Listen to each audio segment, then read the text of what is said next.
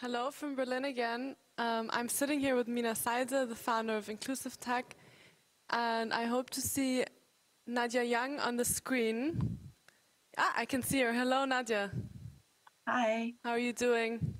I'm good. How are you? I'm fine. I'm so happy that you guys are here today.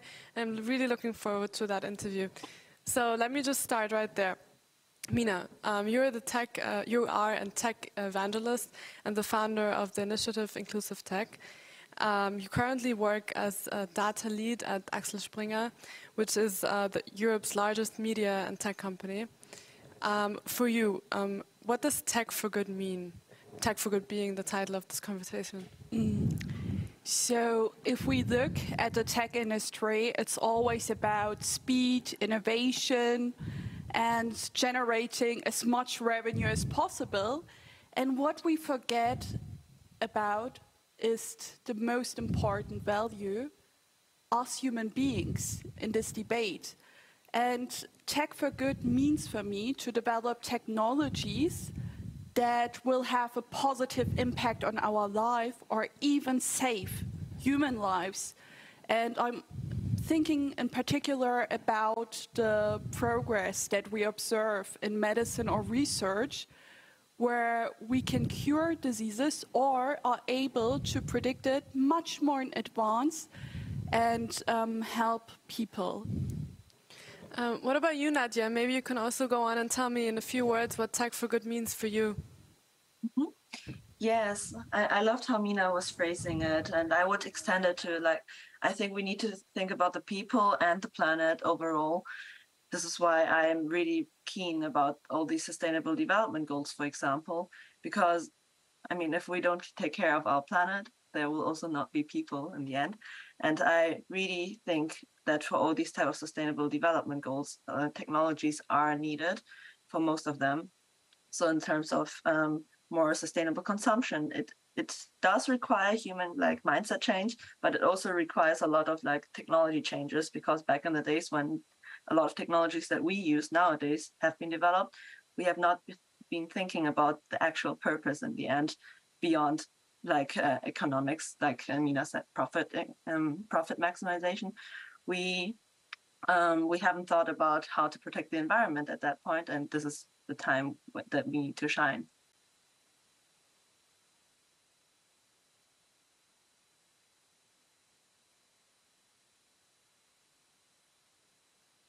Sorry, we just had some problems with the mic, but we're back on. Mina, for you, you both are women in tech, but especially how would you describe your beginnings in tech, or the jump-starting your career in tech? Did you have some unexpected difficulties, or was everything very smooth? That's a really good question. Sometimes I wonder myself how I ended up there. And my career into the tech industry was a lateral one. So I didn't study computer science or business informatics, and my curiosity led me to that industry because I wanted to understand how the world works, and technology has got a profound impact on it. And I focused on the field of data because I knew it doesn't matter what I do, I need to back it up with data. If I want to take a decision, or if I want to generate value for an organization, or even be able to predict trends or shape the debate, data is the foundation of everything. And this is how I ended up becoming a data lead at Axel Springer. And furthermore, I was always fueled by my passion for diversity in tech, because myself, as a woman of color in that industry, it's not that often that you find people like me working in that niche. And I could also feel that there was not enough awareness to promote more underrepresented groups in the tech industry, which led me to found Inclusive Tech ultimately. I would just like to know very concretely, maybe for some of the viewers watching now, this is a question we talk about it and we use those frames and phrases and words, but what is inclusive technology in concrete? In one sentence, inclusive technology is technology that includes every human groups based on a different attributes. For instance, me being an ethnic minority or a woman, that I'm not excluded by the technology. And to give you a concrete example, if we think about facial recognition software that is being used, we saw that the error rate was quite high because the software was not able to detect people from different ethnic backgrounds, and that is not inclusive technology. And this is why we should be aware of bias in data or AI and create a world where everyone is being included. Mm-hmm. Nadja, coming to you.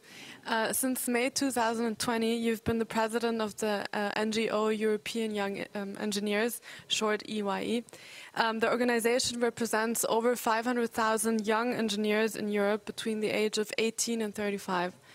So I'd like to know, what dangers do you see, especially among young people, while using technology? Yes, as great as technology can be, of course there are dangers, and I'll list a few that I'm currently also struggling with. For example, one is in terms of like everything related to social media, for example, how to protect your privacy, but also share and be an inspiration. How you can detect what is true and what is not, how to not like I see that nowadays the generation has so much of information, but I also see that a lot of people are becoming less confident. They're comparing more. They're getting more insecure because they know what's out there, what they don't have. And yeah, I think this era of insecurity for a lot of people can be a danger of young people.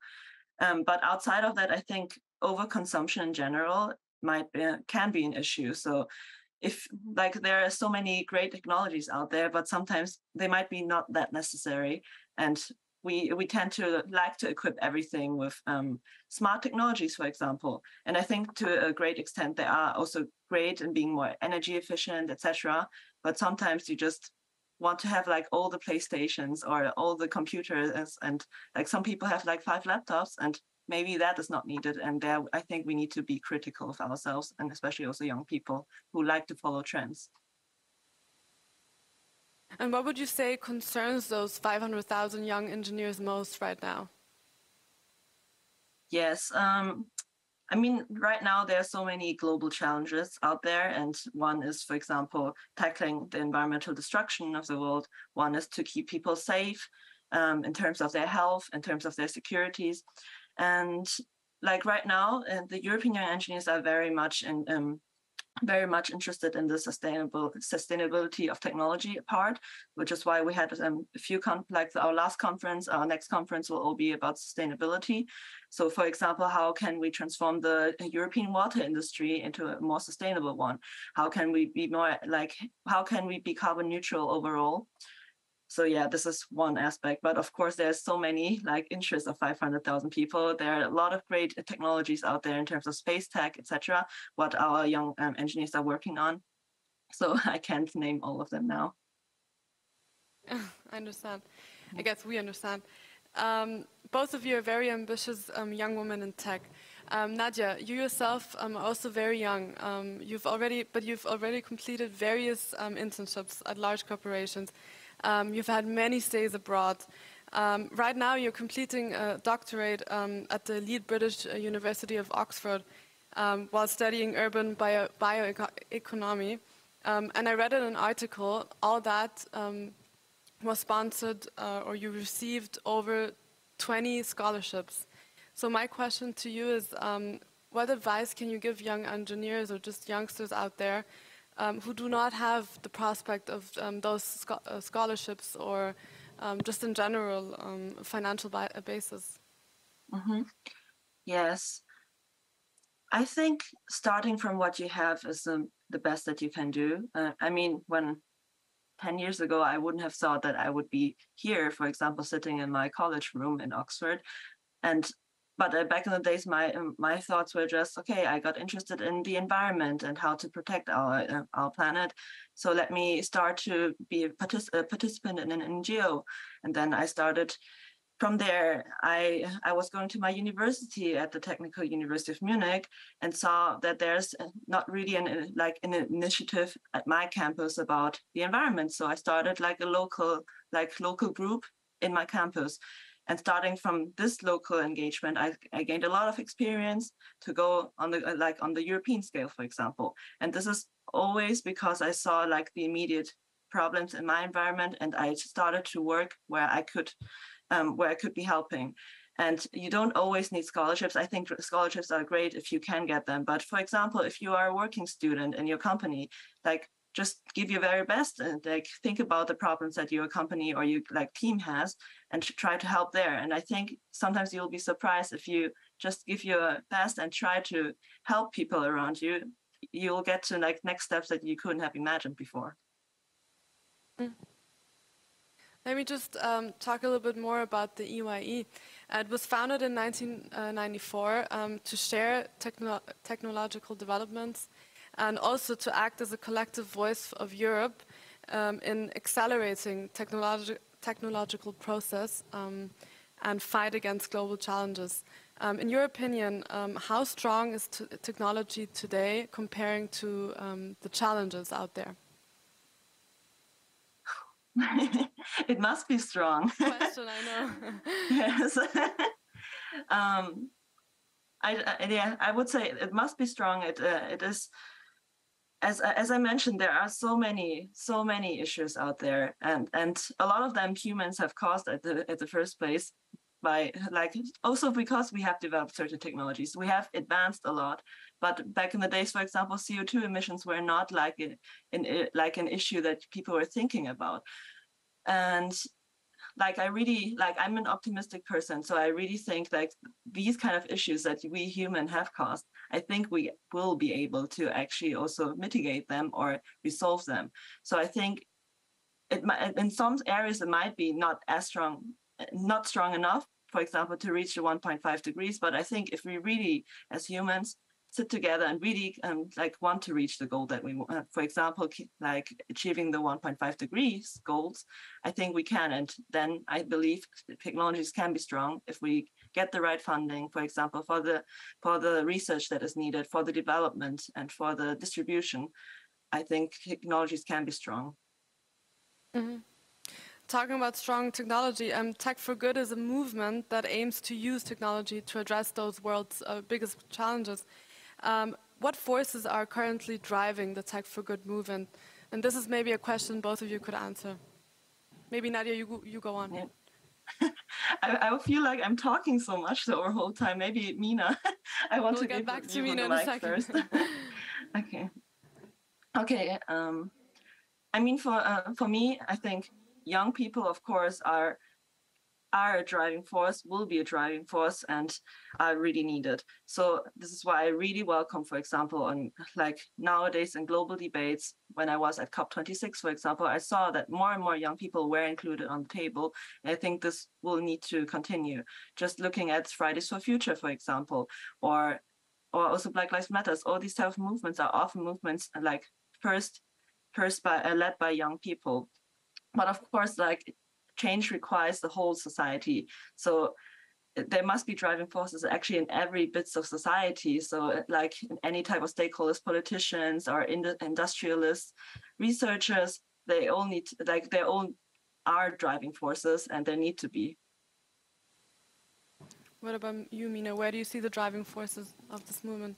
So if I think about Tech for Good, I also think about the influence of public policy decision makers, because if we develop technologies such as artificial intelligence, we also need to think about regulations to some extent in order to ensure that these systems have transparency, are secure, and also that we can understand what is actually happening and how a decision was made with that technology, that we really have that foundation, and not only public policy, but also lawmakers, society, activists who push that debate and increase awareness. And creating awareness is always one step.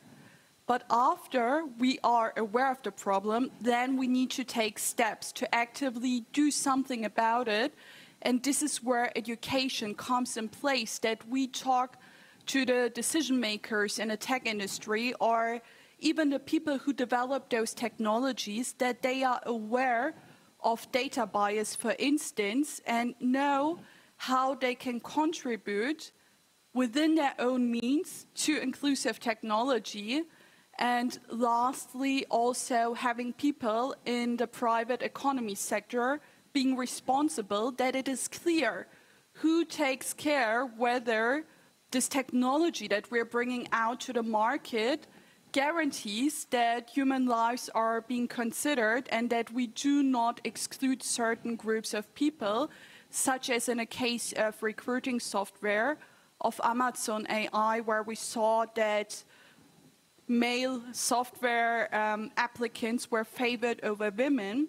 But if you also have someone up in a management level, such as the CEO or CTO, that they know that this needs to be a C-level topic and not the cherry on a cake.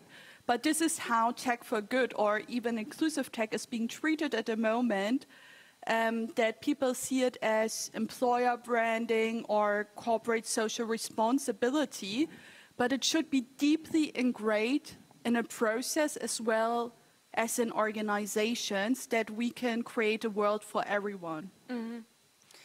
I would love to talk more about this, and obviously we've wasted a lot of time on many of my questions, but I'm going to come to a conclusional question right now. What are the most common preconceptions about you women in tech that you come across? Both of you. I think sometimes people assume that I work in marketing or HR and have certain stereotypes in their mind, and that women are then pushed, even within their tech career, into parts that require more communication or project management skills that some people might not expect them to take care of the hard work. And this is why they slowly transition to product management or to more managerial position, and then not really work in tech roles. So the funnel of women in tech becomes then smaller and smaller, and this is why you do not see many chief technology officers, for instance. And this is also a responsibility that we have, even if we work in a tech team, or if we are the person who's hiring for those positions, that we are aware of these biases that we have, or those perceptions of women, and really help them to have the tools and means to advance in their careers and even keep on working in a technical role, that we have a larger talent pool for women in tech, also in leadership positions, because being visible is so important. Women like Nadja and me, to give others courage to enter that industry. Mm-hmm. Thank you. Nadja, maybe you can just sum up, because I've just gotten hints from my colleagues that our time is running up. Yes, I love what Mina said, and I would like to add to that. I mean, the tech industry is still very male-dominated, and I can speak from my experience in the male-dominant environment that me as a woman, maybe the preconception sometimes that I'm too soft or too nice, too kind, lacking authority in that sense. But yeah, and like I think as women, often like you're made thinking like maybe you should change, maybe you should seem more confident, anything like that. But I think like the more I am experiencing how my leadership style is, and also the more I read, the more research is there, I think like first of all, you should be yourself. And I think this is what people know, and this is what like everybody should be striving for, just to be their selves.